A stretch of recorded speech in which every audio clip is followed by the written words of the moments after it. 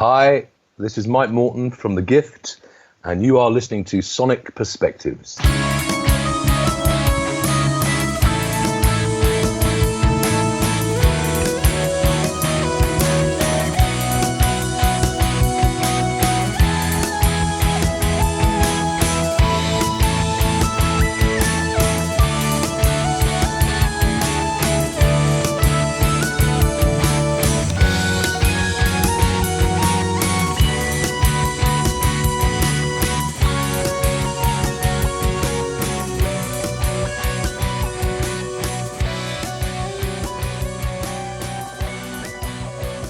About 15 years ago, Mike Morton and one of his mates joined forces to produce a prog album. Took a couple of years to come out, but when it did, Awake and Dreaming was very well received.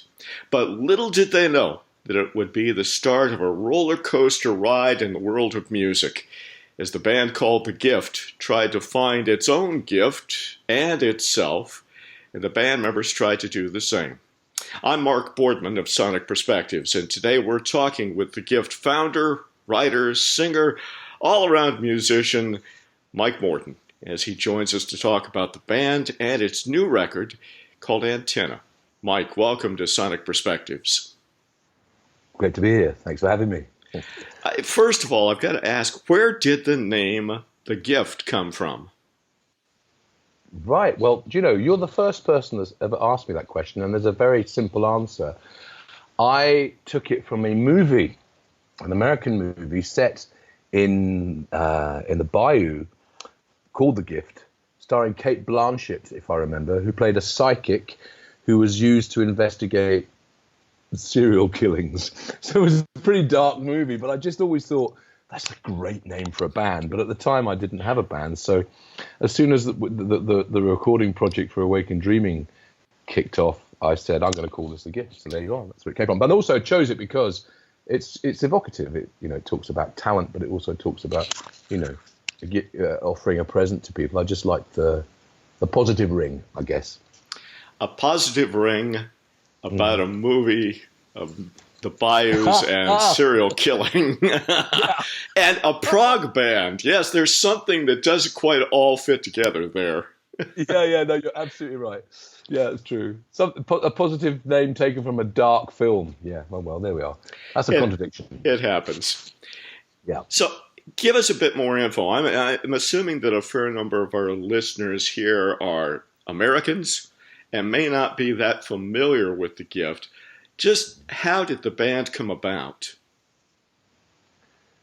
The band was a slow genesis, if you'll pardon the word. It came about, essentially, I've been in bands on and off all my adult life since I was about 21. I studied as an actor and did a degree in drama, and I thought that was the route I was going to take. But I realized in studying theatre arts that I was more interested in the singing and the musical side than the building a character side. So I just gravitated naturally towards music. And I was in a series of bands in the 80s, not prog bands, I have to say. They were more evocative of the time. So I was in a band in the early 80s that was reminiscent of the new romantic bands that were around at the time, like Duran Duran and Spandau Ballet from the UK, slightly more commercial. And then I was in more mainstream rock bands in the 80s and 90s and always enjoyed it. But I had this, to be completely honest, prog music was pretty much stigmatized in the UK for decades. And I don't know if you got the same perspective on it in the States, but when the new wave came along in the late 70s, prog was derided. And Rick Wakeman once joked that if you wanted to order a prog album from about 1979 onwards, you had to ask for it in a brown paper bag, and they kept it under the counter in the record store. And that's not too much of an exaggeration.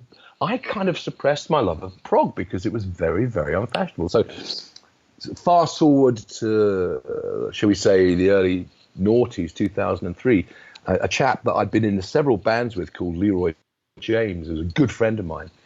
I went to him and I said, listen, I've written the beginnings of this piece, but you'd have to call it progressive rock. And I kind of winced and gave him almost an apologetic smile. And he said, well, you should do it. And so he encouraged me to do it. So the first incarnation of the gift was just a studio project, which was an outpouring of two things: my love for prog that I'd suppressed. I wanted to write a long form epic. I'm a massive Genesis fan. I wanted to do My Supper's Ready, and that became Awaken Dreaming. So that was the first thing. And the second thing was I wanted to express some ideas that were pretty pacifist in leaning, because Awaken Dreaming is an anti-war piece. So it was purely a statement of, you might say, political comment, but also a long nurtured ambition to do prog. That was stage one. Then things they paused for a while because we were busy with our lives and our families and making money in other pursuits. Fast forward to the second album. Can we stop right there for just a second? Yeah. Am I correct that Awaken Dreaming in its initial incarnation was about 35 minutes or so? Or 45 minutes? And yes. And they wanted it to be longer. Yeah. I'll tell you exactly what happened there. We presented it to a label called Cyclops, which was the only label doing progressive rock in the early 2000s in the UK. And they said, it's great, but it's not long enough for a prog album, because it was one self-contained piece, which was 42 minutes long, to be precise. And the guy said to us, can you make it longer? And we said, well, we're not going to make the piece longer because it's got its own integrity. We're not going to extend it gratuitously. We'll write something else. So the original idea was just to write another 10 minutes worth of music to make the record company happy with the duration of the album. And that morphed into more like a 20-minute piece called Fountains of Ash. So what we eventually released was over an hour long. That's what happened. Now, when that album came out, and it was well received, a lot of people heard it and thought it was very good. Did you have the idea, let's go ahead, get some other band members so we can do some live shows and get out there and promote this thing?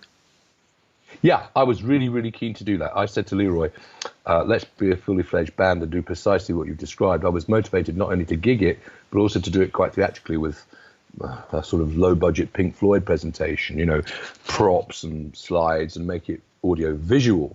And what occurred was he wasn't motivated to do that because he was finding life rather difficult economically at the time. He said, there's not enough money in this. So after about a year of trying to persuade him to do that, he just was reluctant, not because he didn't love me as a guy, because we're great friends, and not because he didn't believe in the music, because he did, but he just felt he had to put his energies elsewhere. So looking back now, it's quite weird. I decided to just put the gift on ice because I couldn't get Leroy to support me. In a way, I've sometimes asked myself the question now, why didn't I ask other people? Because that could have been a viable way of making it a full band and going live. But I just felt it was so much a part of me and him that I iced it for a few years. Very briefly, I wasn't a happy man over those years, partly because the financial crisis hit in 2008. I'm self-employed. I had to just work hard to make money, and I didn't really make music. But the net result of that was I was missing Awaken Dreaming, feeling I had unfinished business with it, and also really not very happy because I wasn't making music. So the result of that rather low period was a bunch of songs that I then took to a guy called David Lloyd. And I did exactly the same thing as I'd done with Leroy, which was as a two-man team, we created it entirely on our own. And on that case, we used my son Joseph, who was 17 at the time, to do the drums. So in summary, the first two iterations of the gift were pure studio projects created by a duo, effectively, with some guests. And then I got itchy. I got the itch to do it properly. So after the second album, Land of Shadows, we became a band. And with that six-piece band, we released Why the Sea is Salt 3 years ago. And now for the last 4 years, we've been what I call a proper band. Proper band, sure. So that's kind of the evolution of things. Mm-hmm. It was always my desire to do live work, and that's what we're doing. When you started working on Land of Shadows, at what point did that occur? Since it came out 8 years after the first album did. Yeah. At what point did we start working on Land of Shadows? Yes. Sorry. Okay. 2000. I started writing the material in 2008, but I built it up privately on my own on guitar and keyboards and made rough demos of all the songs, just me, over 2 years. And so the inception of the recording process with Dave Lloyd was in 2010. We don't do things quickly. So all of 2010, 11, and half of 2012, 2.5 years we took to do it because we were fitting it in with everything else. And then we waited to find another deal. And then we waited some time to find the right mix. So it wasn't until the end of 2013 that it was ready to roll. Mm-hmm. And we brought it out early 2014. So it's been a slow evolution. It's been prog. That's very prog in its own way. Yep. In Land of Shadows, you get a piece called The Comforting Cold, mm-hmm. which is, you could say, a take on the Lazarus story, or at least it's about a man who dies and is brought back to life. Yep. That's perhaps a part of who you are in terms of talking about religious imagery and religious concepts. Yep. Talk about that a little bit. Yeah. I've always been fascinated by the religious dimension to life. I was raised as a Presbyterian, a Protestant child by my father and mother who were devout Christians. And so I was born into a family where faith in something bigger than ourselves, faith in God, was just taken as a given. I went through what you might say is a conventional self-exploration when I was a teenager and questioned all that and arrived at a place where I wasn't sure anymore. And I've been vacillating throughout my whole adult life between faith and doubt. And so therefore, very often when it comes to writing songs, I will be consciously or unconsciously, but mainly consciously, I decide to choose a theme that raises questions about immortality and divinity and whether there is more than this physical world. You know, you might say the proper study of the religious person. And so examples of that might be on the same album, Walk Into the Water is a meditation on what happens when we die, mm-hmm. and leaves it ends with a question mark. We don't know. There is mystery in that song, but hope. The Comforting Cold was originally called Lazarus because I absolutely, without any qualification, wanted to try and explore whether bringing someone back to life was a kindness. It always fascinated me as a young chap that Lazarus was a wonderful example of, you know, the miracles that Jesus performed. But I just had this ticklish thought, this provocative thought, which was, well, who asked him if he wanted to come back? Mm-hmm. And that just really compelled me. And so I wrote it, and it was entitled Lazarus. It was absolutely a modern day Lazarus with the question, shouldn't we ask the departed whether they want to come back to this earthly plane? And so then I found out that Stephen Wilson, because I wrote it actually, I hadn't heard Porcupine Tree at that point, and someone played me Dead Wing by Porcupine Tree, and I thought, oh gosh, someone's got there first. He's got this beautiful song on the Dead Wing album called Lazarus, which I think is a metaphorical title, whereas mine was a kind of almost literal use of the word Lazarus. And I thought, drat, he's nicked it. So, so I thought, better come up with something else. And I just like the idea that what people see as the coldness, which could stand for a lot of things, but essentially the threatening and disturbing nature of dying, cold rather than warm, you know, might in fact be comforting for people. And so for people of faith, and I realize we're getting into big topics here, maybe that's a puzzling thing. That's a puzzling position to take, to be questioning such an idea of immortality or resurrection. And for people who have no faith, perhaps it's equally confusing because so, for example, some of the guys in the band, they are, you know, confirmed atheists, and they sometimes say to me, there's always this spiritual quasi-religion dimension in your lyrics. Why is that? Do you need that? And they question me about that. And I say, well, I can't really stop myself because they're questions that vex me and preoccupy me. So in a roundabout way, I suppose I'm saying that The Comforting Cold is directly related to the things I think about in life and directly based on my early religious upbringing. Yeah. In the songs where you use the imagery of that sort, one thing that strikes me is there's usually no black hole, which can happen for those people who lack faith. Instead, there is at least a glimmer of hope. There may even be some redemption for the person or people in the song, which to my way of thinking says while you're questioning and thinking and reaching out, you're still hoping that there's something good out there. Completely. 100% right. You've read that very well. Yes, 100% agreement. My mother, I don't mind talking about this.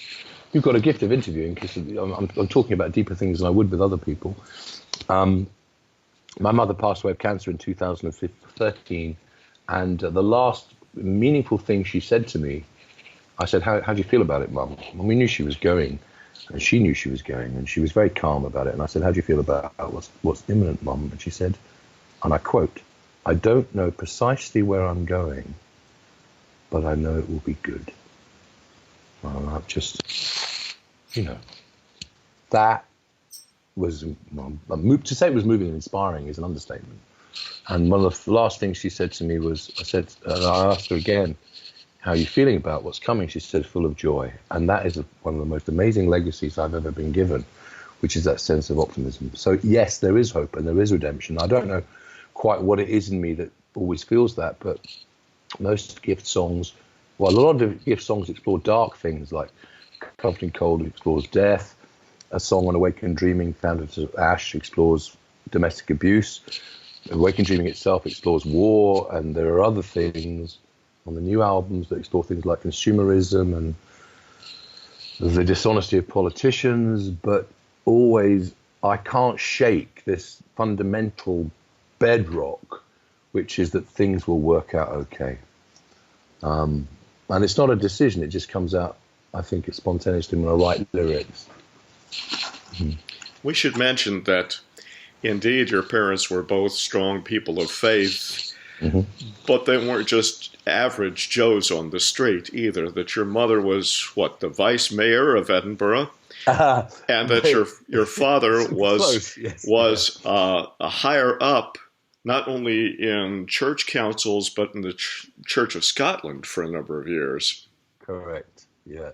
My dad was fairly senior in the Church of Scotland, and his role was an ecumenical role, which for those that don't feel familiar with that kind of language is essentially trying to break down barriers between faiths and denominations. And he traveled the world, really engaged, you might say, in a form of diplomacy with Christians throughout the world. So yeah, he was senior and very respected in Scotland, and I have to say, an absolutely incredible preacher, just incredible. And you could say, well, I'm not exactly impartial, but he was. I think objectively, I can say that he was an astonishing man when he spoke, and that was a huge inspiration to me. My mother, before she was she wasn't exactly the vice mayor, but she was close. She was high up in the local council in Edinburgh, the capital of Scotland, and a senior official. Before that, she taught English.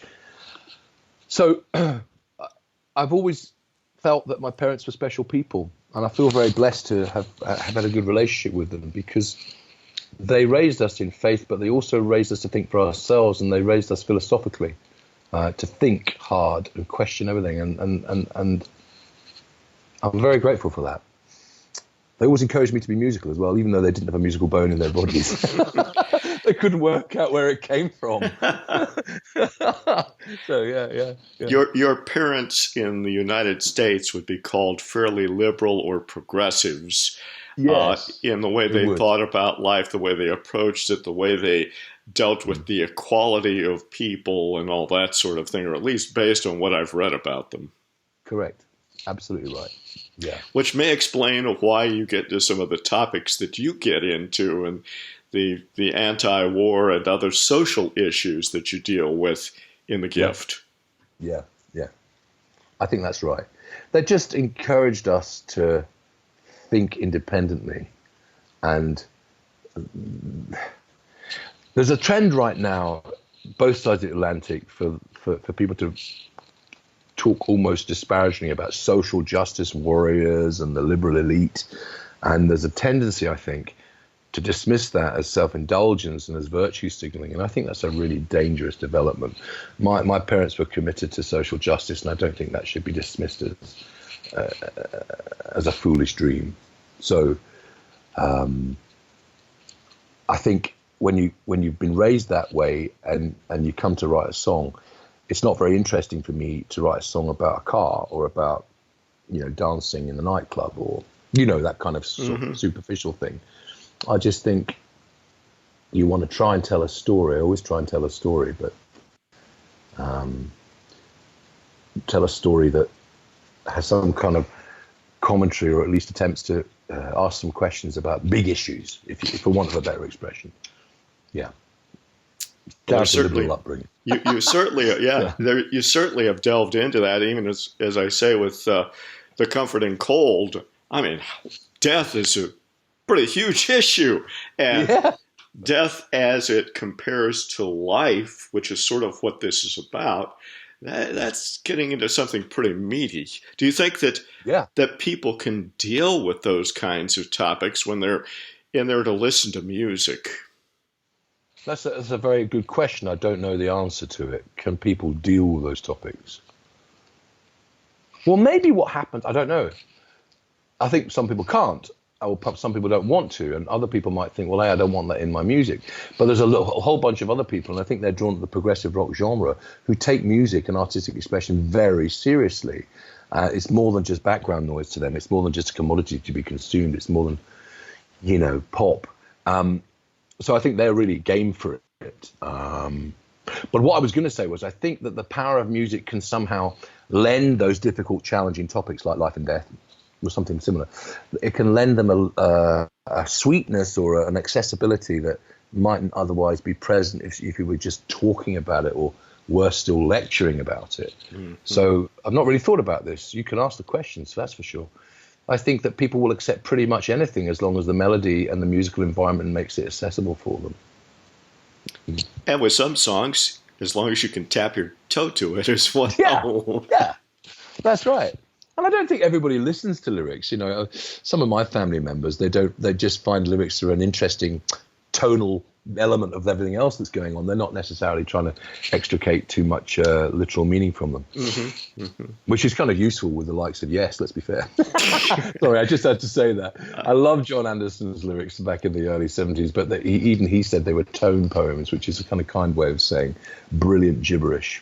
Yeah, a lot of bollocks there. I don't want to offend Yes fans, but I was always more for the guys that tried hard. I like people that reach. I like lyricists that reach. They'll push themselves. Peter Hammill in Van de Graaff Generator always put really dense stuff in his lyrics, and I think they're brilliant as a result, but they're not easy listening. Peter Gabriel, when he used his surrealism and his wordplay, and even when he was more direct in later life, when he started talking more openly without metaphor about human relationships, he's much more interesting than these guys that just throw cosmic nothings in the air. I'm not interested in that kind of stuff. Understand. So let's go back for a second to the era around Land of Shadows and leading up to Why the Sea is Salt. Yeah. At what point, when was your first live gig doing it with The Gift? I can tell you exactly when the first live gig doing it with The Gift was. In 2013, we played a pretty historic venue in South London called the Half Moon, which, for those that don't know, over in the States, was where bands like The Who and Hendrix and Floyd did some of their early gigs. And now it's kind of a theme pub with, great food, but they still got a good music venue in the back. It's become very trendy, and it doesn't look anything like it did back then, but it's still a fairly respected place. And we got the opportunity to play there. We were really nervous. The lineup had 5 people in it at the time. There was myself, David Lloyd, with whom I collaborated on Land of Shadows, my son Joseph Morton, who played drums on Land of Shadows, and 2 other guys, a guy called Sam Mattiucci, our original keyboard player, and a chap called Scott James on drums. That was the first iteration of the Full Gift lineup. And we played the whole of Land of Shadows and the whole of Awakened Dreaming. Can you imagine that? We played nearly 2 hours. Oh, my gosh. It was our first ever gig to about 50 people in this small venue, this small but important venue. We were so nervous because we'd never played live before. We'd rehearsed our teeth out doing it. And it went down really well. But it was, in a way, looking back, it was a fairly humble beginning, really, because we weren't known. We weren't known for live work. That was the first gig. Yeah. But did you feel positive enough about the experience to say, yeah, let's go from here. Let's keep her going? Absolutely. Absolutely. But I've always had this sense of mission. If you were to work closely with me, you'd know, and the guys in the band would agree, that I can get quite driven about things. And if I've decided I'm going to do something, then hell, it's going to happen. So, yes, it was a positive experience. But even if it hadn't been, I'd have said, right, next gig. I've always been convinced, and I think you have to be, that what we do is useful and what we do is valuable. And so I just saw that first gig as the first step towards more. And so through the rest of that year, we did one more gig. And then there was a gap, and then we started gigging in earnest from sort of summer 2014. And we haven't actually stopped since then. We do about 25 gigs a year, right. I'd say. Yeah. Now, when you started, you talked about with Awaken Dreaming, when it came out, you were going to go out with Leroy. You were going to hopefully do it with a little Floydian or maybe even a little Peter Gabriel aspect to it. Did you do that when you finally went and did a live gig? No, we didn't, because it was going to cost too much money. We used some slides, but we didn't have stage adornment. We didn't do it to the scale I'd wanted to, and we've still yet to do that. But what I will say is that I've played around with putting the occasional mask on. I was wondering. Yeah, I've put a few masks on some songs, and I've done a bit of makeup, and I've flirted with that theatrical thing. The other guys in the band, to be completely candid, are not sure about it. Some of them think that it roots it in the 70s, and what looked kind of cool and surreal then looks a bit hokey and funny now, and maybe we should drop it and be more contemporary, which usually means less theatrical. Others like it. The short answer to your question is no, I haven't realised that theatrical scope yet, but I'm still trying. we should also about getting the resources. Yeah. We should also mention that for some years you were in a Genesis tribute band, so you were putting on masks like Peter Gabriel. I was. Well, I was being Peter Gabriel. Yes, indeed. Yeah, and that was great. So you could say, Mark, that I scratched that itch. And maybe I don't need to do it anymore. That was great fun. That was really good fun. Yeah. Yeah. So perhaps my desire to do that has diminished a bit now. Yeah. Or maybe you're just getting a little older or something. That too. That happens. It does. Mm. Why the Sea of Salt came in 2016. And at this point, as you mentioned, the band starts firming up into what we now know as The Gift. How did that occur? Well, towards the end of autumn of 2015, we had a parting of ways with the original drummer who played in that gig I told you about, the Half Moon, and Sam Mattiucci, the original keyboard. They had another band, and they felt they couldn't sustain both of them. So with some regret, they left. So we were back down to a three-piece, myself, David Lloyd, and the bass player, Steph Dickus, who had joined the previous year. We proactively advertised for a replacement drummer and a replacement keyboard player. And this is where a piece of what I only consider to be amazing synchronicity, serendipity maybe is a better word, happened. I advertised on a band forum for a keyboard player, and I have to tell you, in the UK, it's very hard to find keyboard players, and it's even harder to find keyboard players who have the chops to play prog and who want to play it. And everybody knows, you get the keyboard player, then you consider yourself blessed. So what actually happened was I said to Dave, right, I'm going to hunt for the guitarist and the keyboard player. Sorry, the drummer and the keyboard player. And put an ad in this music forum called Bandmates. And within 24 hours, my brief was quite specific. I said, looking for someone that likes progressive rock. And within 24 hours, a man called Gabriele Baldocci got in touch with me through this forum, just through a message online, saying he liked Gentle Giant, Genesis, King Crimson, and Queen, and was a classical pianist. And I just thought, this guy sounds amazing.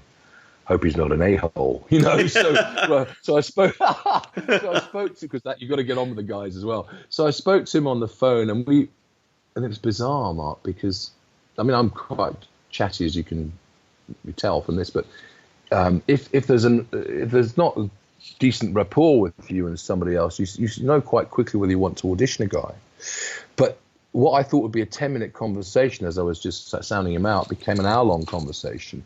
And it was like I'd known him for years. I know that sounds cliched, but it's absolutely true. I just thought, I feel so comfortable with this man, and I haven't even met him. So we arranged to audition him, and that happened about a week later.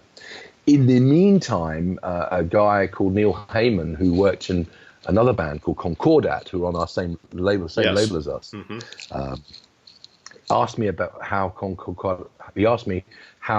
Concordat, his band, could get more live work, because he'd seen the Gifters getting a lot of live work and wanted to move into that space. So I met him that same week that I spoke to Gabri, and I just liked him so much. I said, listen, I don't want to take you away from Concordat, but do you want to play in two bands? And he said, well, I'll come audition. So it was just one of those amazing periods of life where two gentlemen stepped forward, one within 24 hours and one I made a suggestion to that wasn't in his mind that he might want to play with the Gift as well. We auditioned them on the same night, and bang, it just worked. So the chemistry was right. So by about, I think, November 2015, we were a fully fledged band. And so we started playing live in 2016, and we worked immediately on the material together that would become Why the Sea is Salt. And Gabri, the keyboard player, brought his classical understanding and skill and his playing technique, and that made the music very symphonic, as you'll know from listening to it. Big long tracks like At Sea and Tuesday's Child. That year of 2016 was a really happy year for the band. A watershed year. A watershed year. Suddenly everybody liked each other. There were no tensions. There were no conflicts of interest. Everyone was in one band, with the exception of Neil, who could manage Concordat. And we just, all of a sudden, the momentum was right, and that led to the album. I think we've left out one member, though, because your original collaborator, Leroy James, came back for that as well. Well done, yeah. So I should have said, that was remarkable.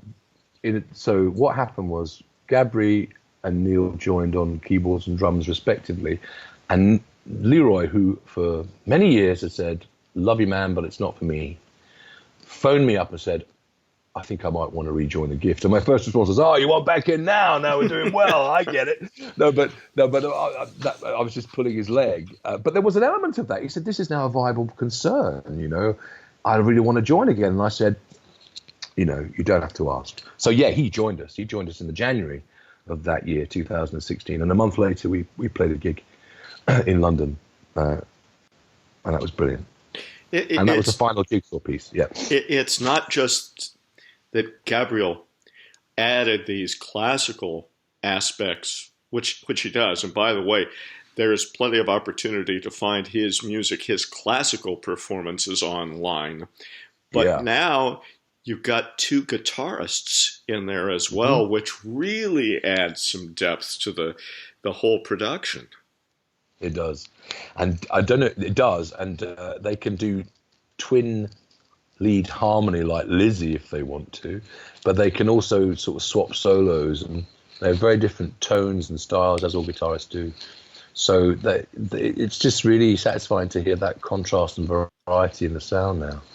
But one thing I should say, because it adds to the picture, is that not only did I have history with Leroy with Awakened Dreaming, there was an even older history between David and Leroy, the two guitarists, because when they were teenagers, back in the 1970s, they played in a band together. They played in a hard rock band together. So for me, there was this kind of closure of Leroy coming back to the fold, which was joyous.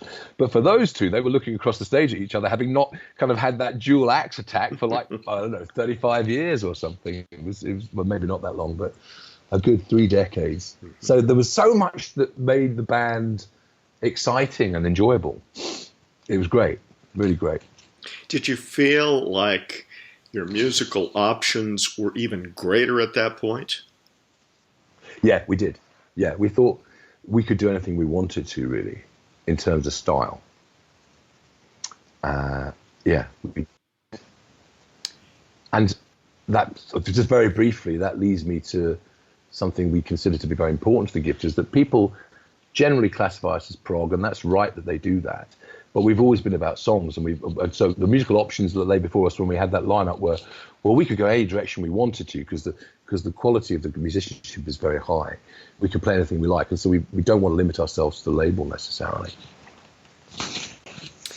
You mentioned that, and this is something you've said many times before in print and otherwise, about the gift of being about songs.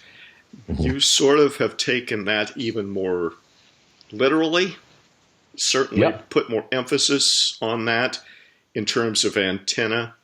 Mm-hmm. Am I right in that? You're absolutely right. The Antenna was a conscious decision to challenge our songwriting, by which I mean, once you've done a long form song or a big epic, you realize that it's actually not so hard, because you're not being constrained by time. But there's a kind of beauty and a challenge in the idea of writing a song that fits a 3 to 5 minute format. That's its own discipline. So what we said was, let's just push the songs to the fore and let's not think about genre at all. And the result's the album. And I think that there's quite a big, well, again, it's difficult to be objective about your own music, but in my opinion, there's a good, diverse palette of styles and sounds on Antenna. Yeah, we just said, let's write the best songs we can. And there was a bit of a worry in the band that it wouldn't be prog enough for the fans. But so far, with all the pre-orders and the reviews we've had so far, we needn't have worried, because it seems to be being received very well. Yeah. But it was we considered it a bit of a risk, to be honest. Sure. Shorter songs, or maybe a more direct sound. So yeah, definitely a conscious decision to be song-based. In some ways, isn't it harder, or at least more of a challenge, to write a good 3, 4, 5 minute song, to get everything crammed into a short period of time, as opposed to having the, well, we've got half an hour, let's see where we go from here? I would say it is, yes. I think it probably is. I think it's also challenging. That said, it's also challenging to write an epic of sort of 15 to 20 minutes length that is consistently engaging and has cohesion. I hear a lot of long prog tracks that seem to be long for long's sake. And if you take some of the masters, the masterful examples of the genre, like Supper's Ready or Close to the Edge, two shining examples, they're different. Supper's Ready is really 7 songs with beautiful segues linking them. Mm-hmm. But it works so well. Close to the Edge is like symphonic music in the truest sense. It's almost like a fugue in that it starts with a pattern, it puts it into different iterations, it has a break in the middle, and it returns to that musical motif at the end. So they are examples of long songs that I think are not easy to write, because they have great consistency and they have great integrity to them, and they're always interesting. That said, I think it is harder to do really interesting things in a 3 to 5 minute format. So, yeah, the band that I think did that very well, although not very commercially, was Gentle Giant. Mm-hmm. Gentle Giant can do some really elaborate things and take you on a musical odyssey, but you think, oh, I've been listening for a long time. Then you actually look at the track listing and you realize that track was maybe only 4 minutes long. Mm-hmm. So coming back to Antenna, the brief was, yeah, let's make the best shorter songs we can, but let's try and make them as dynamic and as structured and maybe as unpredictable as we can within that format. I don't know whether we succeeded all the time, but that was the intention, yeah. I think you did. Having heard the CD myself, the mere fact that a few of the songs, and we certainly can refer to the lead-off track, We Are Connected, that's a basic rock song. And it's a rock song. That's a little bit of a surprise, but not an unpleasant one, because it's still got your voice. It's still got elements of the gift in there. It's just, let's try this aspect of our personality this time. Yep. Yes, and that was really daunting for us, just to do a 4 on the floor, distorted guitar stomp in mid-tempo, and rock out and not try and complicate it. And for me, that serves as the taster for what's to come on the album. But I think it's fun because if you don't know us and you hear that song, you say, okay, we're going to hear some good straight rock for the next hour. Well, then the next track surprises you. And then the one after that, I think, is different again. And it's a bit like a box of chocolates. Yes. It's just different flavors all the time. But yeah, absolutely. We just wanted to rock. But actually, people wanted to make it longer. I was one of the guilty parties. I said, we could have a synth solo here, and we could end in 7/8. And people just gave me withering looks and said, Mike, back to brief, mate. Get back to brief. And sometimes, as you'll know from just for the listeners, there are 2 tracks on the album that are close to the 10-minute mark. One's called Changeling, and one's called Closer, which is a pun because it closes the album. But and they are longer. But again, that just happened because it felt that they should be longer. We weren't trying to do that. It was an organic thing. And even mentioning those 2 songs, the first has 2 sections to it and the other has 3 sections to it. So it's like you have taken in each one different approaches and then put them together in a way that they flow. Yes, that's right. And in fact, the way those songs are written, Changeling, which has 2 main sections and a linking section, the first section was a standalone song, as was the last section.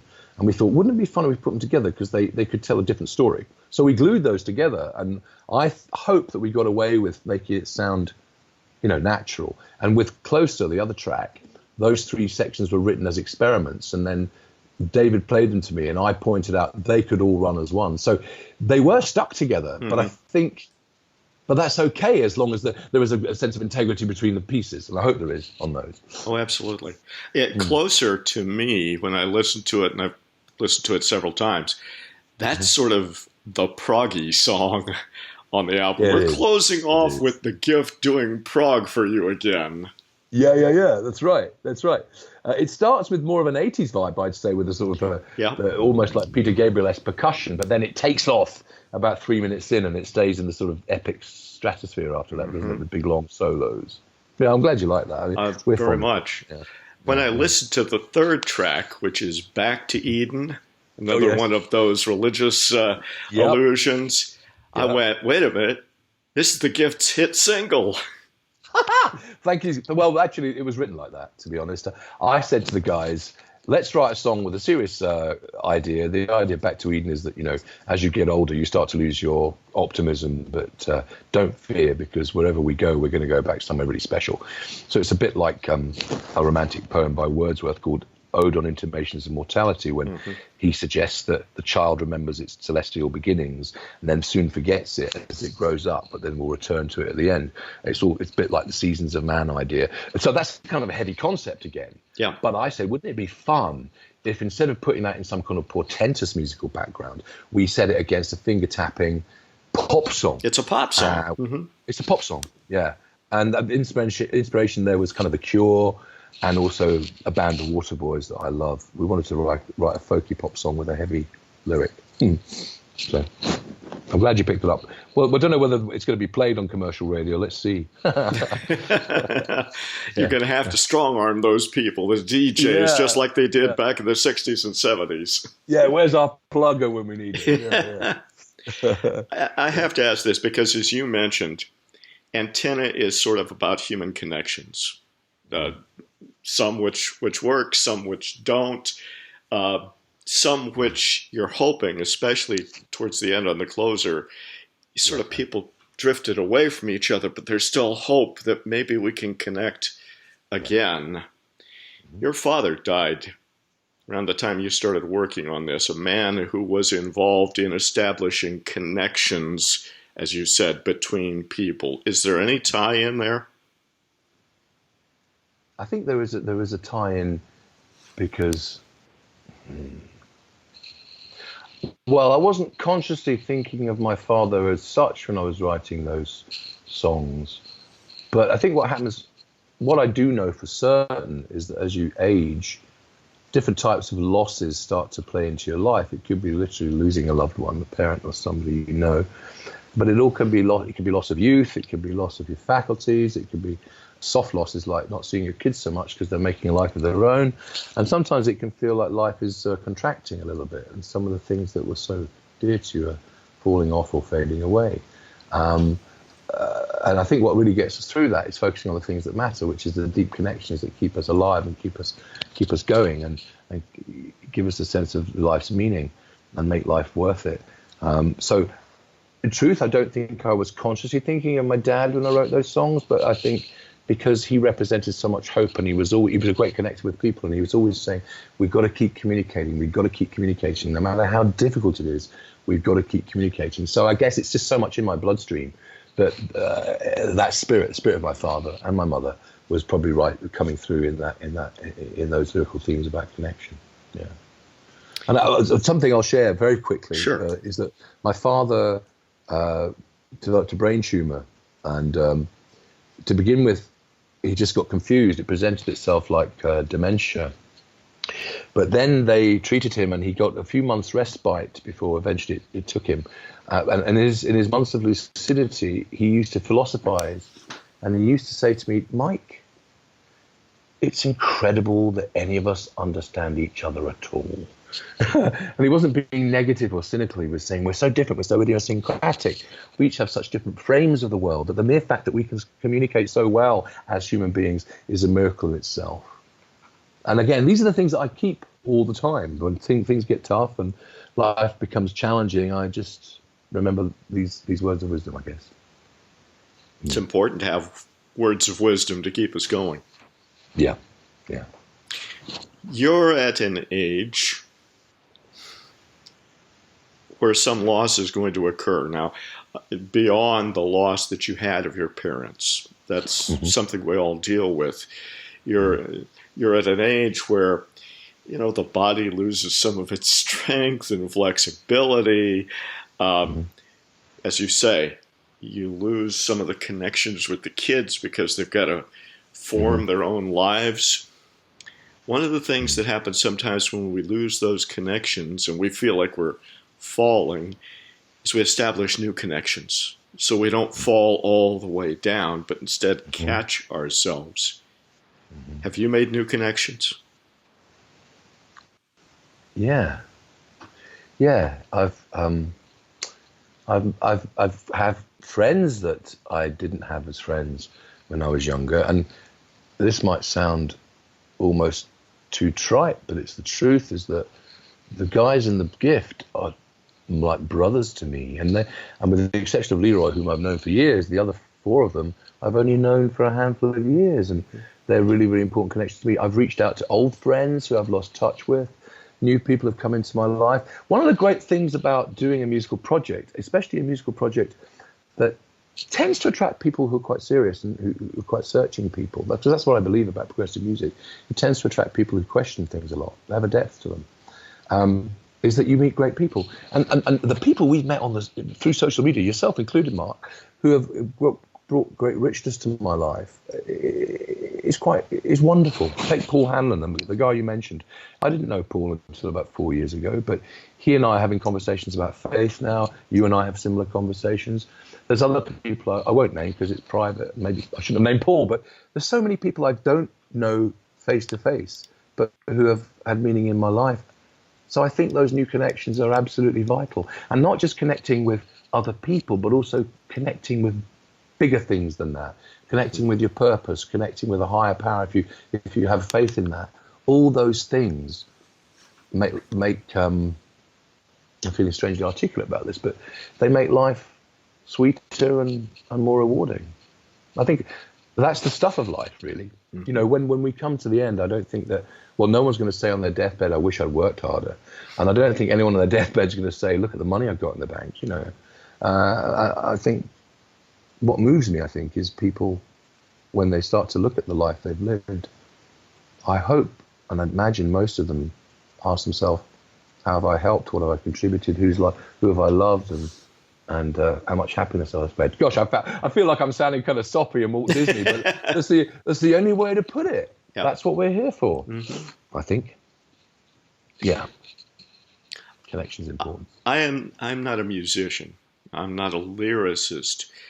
But it seems to me, in at least watching your career over the last 4 or 5 years, as I have, that these experiences only deepen, make richer what you can do from an artistic standpoint. It probably fits with the other guys in the band too. Mm-hmm. Yeah. I fully agree with that. Is your point that all these things we discover and all our experiences deepen what we do artistically? Or kill us, yes. Or kill us. Yeah. There's an interesting question around that. If I've understood your point properly, I'm hearing you saying that the more we live, the more it can potentially bring depth to how we express ourselves. Yes. Sometimes it's been said in the past of great artists, it's almost, again, a platitude that the younger artist's work is always better than their older work. People say that about David Bowie, they've said it about Gabriel, they've said it about many, many other artists.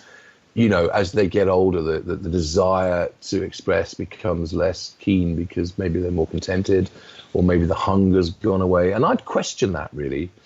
I think that's often thrown around as received wisdom about rock music. I don't know if it's true.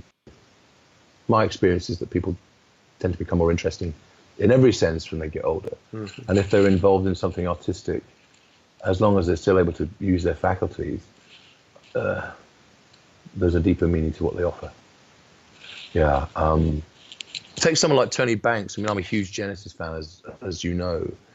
People say he's not done much recently, but I've listened to his orchestral work, and I think it's just as beautiful in its own way as anything he did with Genesis in what's considered to be the Genesis heyday of the 70s. And I suspect that's just one lazy example for me. There's plenty of other people that are doing great work. Maybe another thing is that because we have a culture of youth, that the marketing or the media aspect of things doesn't give it the dominance it needs to. And that's another subject maybe for another time, is that I think our Western culture is still pretty much afraid of not only death, but doesn't have any real way of dealing with aging in a meaningful sense. I don't think there's enough respect to the aging process. That's something I think we've lost. If we ever had it, I'm not But sure. if we ever had it, and you think of, tribal societies, and again, one has to be careful, one doesn't sound like a patronizing Westerner eulogizing and romanticizing more, should we say, basic cultures. But if you look at some cultures like the Aboriginal cultures and, some other cultures like that, they tend to revere their elders, and I think we've lost that, which is a shame. It is a shame. So Antenna, it will be released the 23rd. Well, the gig, the launch gig is the Sunday the 23rd, which is a week tomorrow, and we will be in the UK, for those that come to the launch gig, there will be pre-copies for people who come to that gig, but the official release date for the rest of the world is Friday the 28th of June. So that's what's that, 13 days away. Yeah.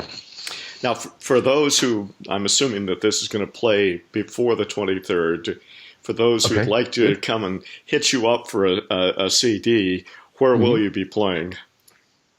Where will we be playing? Okay, so you mean those who want to actually get the CD at the gig? We're going to be playing in London, south of the river in London, at a really great venue called the Bedford, which has its own miniature version of a Shakespeare Globe Theatre. Oh, cool. It really is beautiful. It's like a tiny Elizabethan theatre. On Sunday the 23rd, we're going to be playing for about an hour and a half with support from a brilliant cellist called Joe Quayle. That's what we'll be doing. But, I don't know how many people listen to you, but it's an expensive transatlantic flight if you want to come to from the US.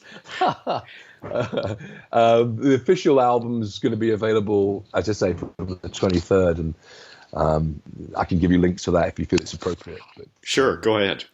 Okay, so the album can be purchased on Bandcamp, so you just go to The Gift at bandcamp.com, Antenna. It can also be purchased from Bad Elephant, our record label, which is www.badelephant.co.uk.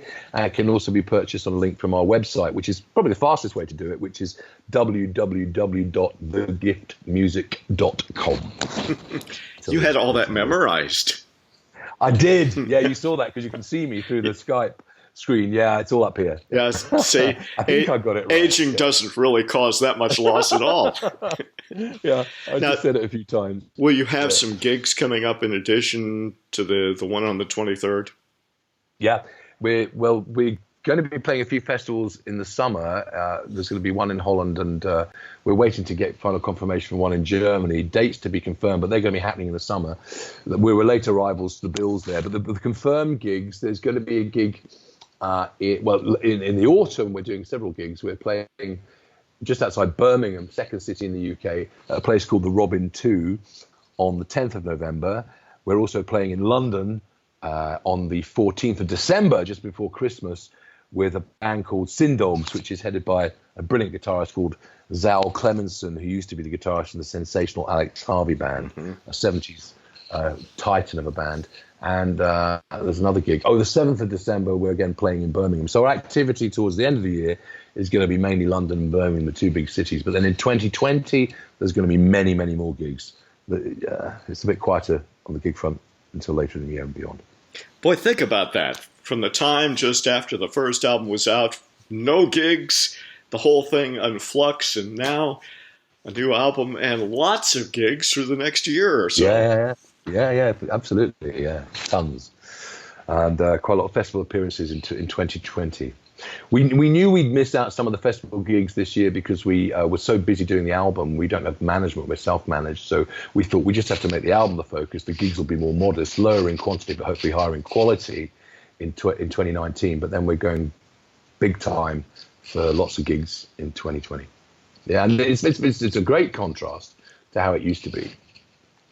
So, yeah. Pretty interesting the way things work out, isn't it? Yeah, absolutely. Yeah. Mike Morton is the leader, writer, singer, multi-instrumentalist, and who knows what else with the British band The Gift. Their new album, Antenna, comes out at least initially on the 23rd and then officially on the 28th. Mike, can't tell you. Thanks so much for being here with us. Been an absolute pleasure. Really enjoyed talking to you, Mark. Me too. Thank you very much. And I am Mark Boardman. For the latest news, reviews, interviews, and more, go to sonicperspectives.com. And as we go out, the lead track from the album, We Are Connected.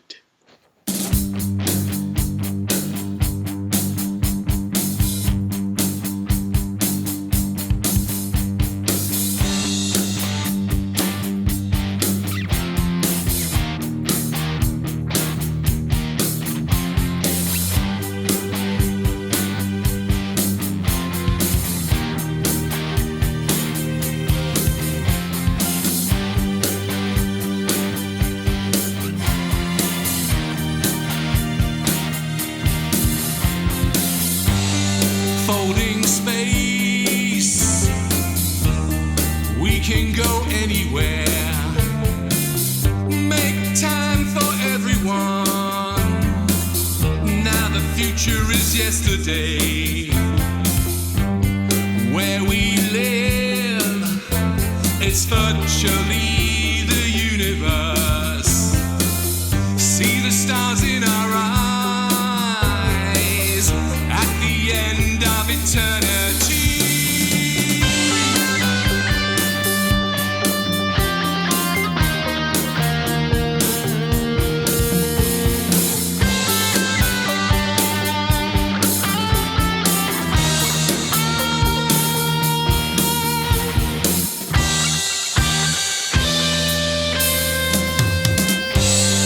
Is it all clear? Nothing is secret.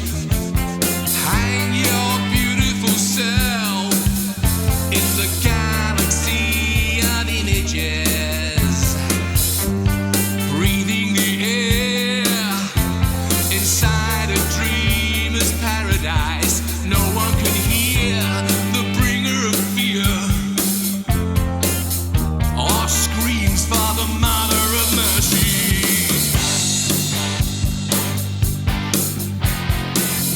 We are killed.